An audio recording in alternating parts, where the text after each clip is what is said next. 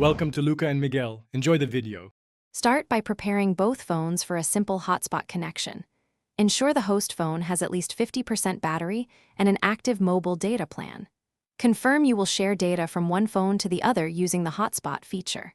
Set a clear hotspot name and create a strong WPA2 password that is easy to type. Keep the guest phone within 3 meters and turn Wi-Fi on. Disable low power modes that might stop hotspot broadcasting. Next, enable the hotspot on the host phone using system settings. On Android, open Settings, Network and Internet, then Hotspot and Tethering and toggle the hotspot on. On iPhone, open Settings, Personal Hotspot, then toggle Allow others to join and note the password. Keep the hotspot SSID visible so the guest phone can find it. On the guest phone, open Wi-Fi, select the hotspot SSID, and enter the exact password to connect. Confirm the connection by checking the Wi-Fi icon on the guest phone. Finally, follow troubleshooting steps and apply best usage tips for reliable sharing. If the guest phone cannot connect, toggle Wi-Fi or toggle the hotspot off and on, or forget the network and reconnect.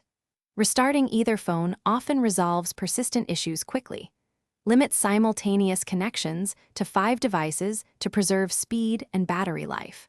Monitor mobile data usage to avoid unexpected overage charges during tethering. Consider setting an automatic hotspot timeout and prefer WPA2 security to protect your shared connection.